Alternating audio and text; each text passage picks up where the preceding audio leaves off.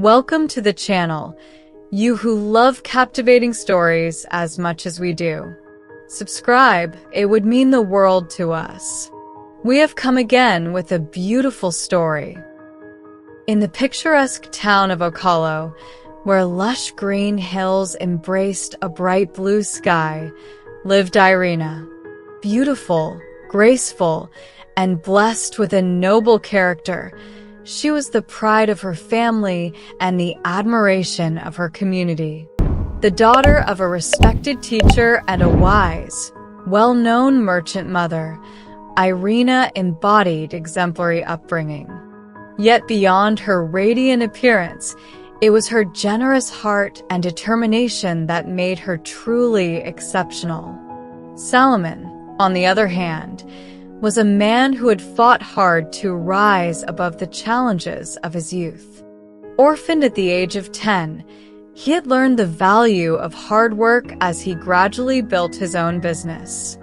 Fortune was finally beginning to smile on him, but what he desired most was to build a strong and loving family. When he first saw Irina at a wedding in a neighboring village, he was captivated. That day, she wore a light blue dress, simple yet elegant, that accentuated her shining eyes. During the reception, their eyes met, and Salomon, gathering his courage, approached her. "Hello, Miss Irina," he said with a gentle yet confident voice. "I am Salomon. I have never seen a woman as graceful as you."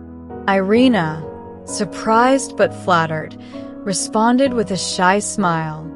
"You are quite bold, Mr. Salomon, but thank you for the compliment." That marked the beginning of many conversations. Salomon often visited Irina's parents to discuss business, the future, and his serious intentions toward their daughter. He quickly earned the trust of Irina's father, a cautious man who did not give his blessing lightly. One evening, Salomon, nervous yet determined, presented himself before Irina's father. "Mr. Koba," he said, "I am here to ask for your daughter's hand in marriage. I know I am not perfect, but I promise to make her happy and give her a dignified life." The elderly man studied him intently before replying. "Salomon, you are a man of value. It shows in your eyes. If my daughter chooses you, I will support you." Irina, observing the scene discreetly from the kitchen, felt her heart race. She knew Salomon was the man she wanted to share her life with. The wedding was meticulously planned. For weeks, both families worked together, weaving traditional attire and organizing every detail. The much-anticipated day arrived, bathed in radiant sunshine. Salomon, dressed in a dazzling white suit, waited for Irina at the altar. When she appeared, wearing an ivory gown with delicate embroidery, a wave of admiration swept through the crowd. During the ceremony, the representative of the two families uttered words that remained etched in Irina's heart. "This marriage is not merely a union between two individuals, but a sacred pact before God and the community. Honor this commitment and protect it with love and patience." After the exchange of vows and rings, the celebrations began.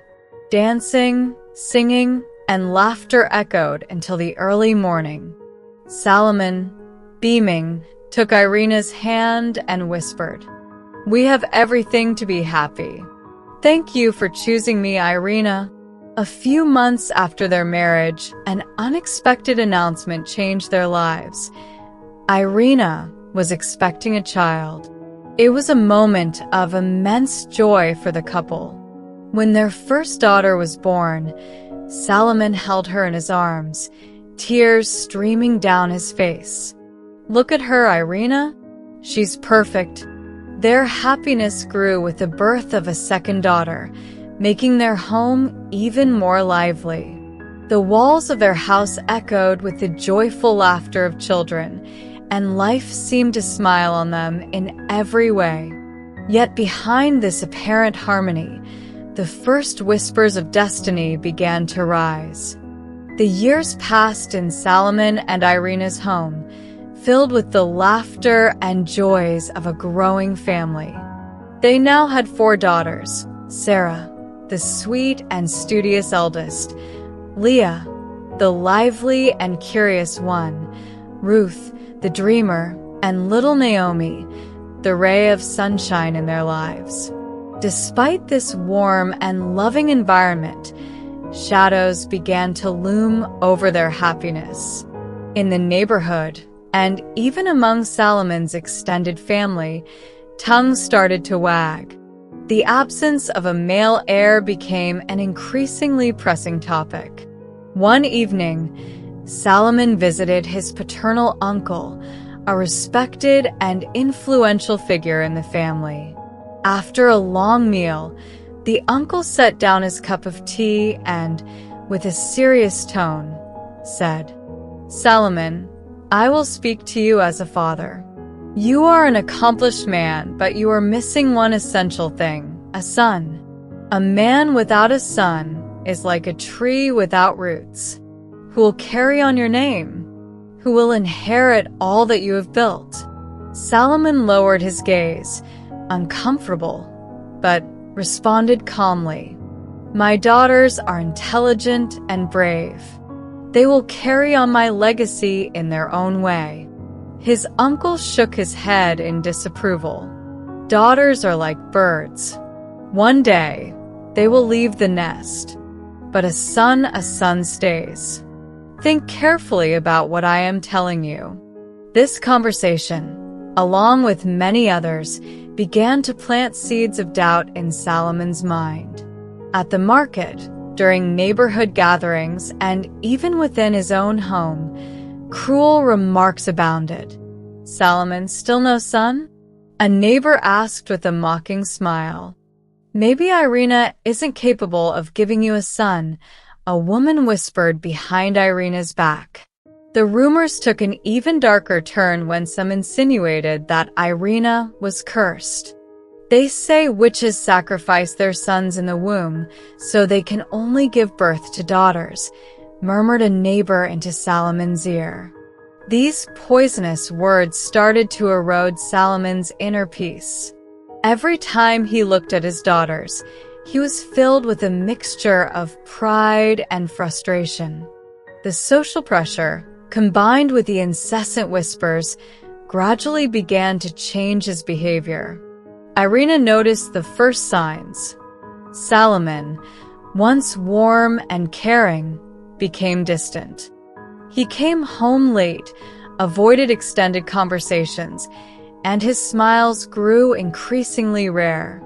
One evening, as she prepared to serve dinner, Irina gathered the courage to ask, "Salomon, what's troubling you? You seem preoccupied these days." He set his utensils down with a sigh. "It's nothing important, Irina. I'm just thinking about a few things about our future." But his cold tone didn't fool Irina. The warmth that had once defined their relationship seemed to be fading, replaced by a tension she couldn't fully understand yet. The outside whispers had now infiltrated their home, slowly shaking the foundations of their happiness. Time passed, but the seeds of doubt planted in Salomon's heart began to take root. His days, once filled with ambitious projects and moments of closeness with his family, became dull and restless. The heavy burden of social pressure weighed on his shoulders, and the tenderness he once felt for Irina and their daughters began to fade. Irina, on the other hand, continued to run the household with devotion. She prepared meals, oversaw the children's education, and prayed silently for peace to return to their home. Yet, she couldn't ignore the drastic change in her husband's behavior. One evening, as she was folding the children's clothes, Ruth, their third daughter, burst into the room. "Mom, Dad yelled at me earlier. He said I was making too much noise while playing with Leah." Irina knelt to take Ruth into her arms, gently comforting her. But deep down, worry was growing within her. Salomon, who had once been endlessly patient with his daughters, now seemed irritated by even their smallest actions. Later that night, after the children were asleep, Irina decided to confront her husband. She found him sitting in the living room, his gaze lost in the flickering flames of the fireplace. "Salomon, what's going on with you? You're not the same anymore. Your daughters feel it, and so do I." He remained silent for a moment, then replied in a cold voice. "You wouldn't understand, Irina. I'm a man, and a man has expectations, responsibilities." Hurt but determined, Irina responded, "Expectations? Salomon, our daughters are a blessing. They love and admire you. Why this sudden disdain for them?" He stood abruptly, as though his emotions had reached a breaking point. "Because they're not sons, Irina," he shouted. "Everyone sees me as a weak man, incapable of having an heir. And you stand there as if everything is fine." Irina stepped back, shocked by the harshness of his words. Tears welled up in her eyes, but she forced herself to reply calmly. "Salomon, a child is a gift from God. You have 4 wonderful daughters. Why let the whispers of others destroy what we've built?" Salomon averted his eyes, unable to meet her gaze. Irina's words were true, but the weight of cultural and familial expectations was suffocating him. In the days that followed, the situation worsened. Salomon became increasingly distant, even avoiding family meals. His outbursts of anger multiplied, not only toward Irina, but also toward their daughters. One evening, Leah, the most sensitive of the 4, cried in her room after her father scolded her for not being useful enough around the house. One day, while Irina was tending to Sarah, she overheard a conversation between Salomon and his mother in the courtyard. The elderly woman, who had once been so loving toward Irina, now seemed to have changed her tone. "My son, you cannot go on like this," she said. "It's time to consider taking a second wife. A woman who can give you sons." Salomon, his face somber, responded hesitantly. "But mother, Irina is my wife. We've built a life together. And what has she given you?" "Daughters," his mother retorted. "You need to be a strong man, Salomon. Not a man who lets his fate be dictated by weakness." Irina, frozen behind the window, felt her heart shatter. She now understood the full extent of the pressure weighing on Salomon. But this realization also warned her of an impending storm, and that storm came sooner than she expected. Days passed, and the atmosphere in the house grew heavier with each passing moment. Irina did her best to maintain a facade of normalcy, but her heart was in shambles. Salomon, once her pillar of support, seemed to drift further away, consumed by an internal struggle he never voiced. One morning, while preparing breakfast, Irina heard unfamiliar laughter coming from the entrance. Curious, she set down the knife she was holding and walked cautiously toward the sound. The sight before her stopped her in her tracks. Salomon had just walked through the door, holding the hand of a pregnant young woman, followed closely by his mother, who wore a wide, triumphant smile. "Salomon, what is this?" Irina asked, her voice trembling. He avoided her gaze, coughed nervously, and then declared in a harsh tone, "This is Aisha. She's my new wife." Irina felt her legs weaken beneath her. "Your new wife? Salomon, tell me this is some kind of cruel joke." But Salomon, unable to meet her eyes, looked away. His mother stepped in with a victorious air. "Irina, you had your chance. Now it's time for my son to have sons, true heirs." Shock and humiliation coursed through Irina like a lightning bolt. She turned her gaze to the young woman, who appeared intimidated but said nothing. Behind her, the daughters, drawn by the voices in the courtyard, gathered around their mother, their faces filled with confusion and worry. "Dad, who is this woman?"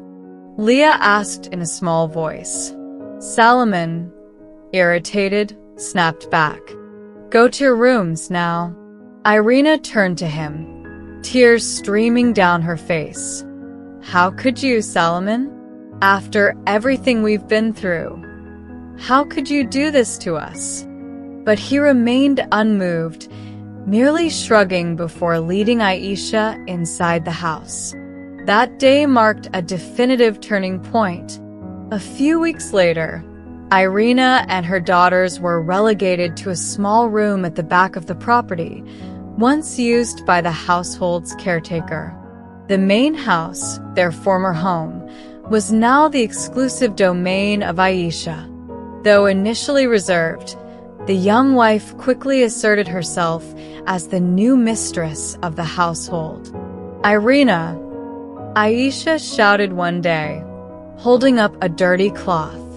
"Is it so hard to keep this house clean? Or should I teach you how to do it?"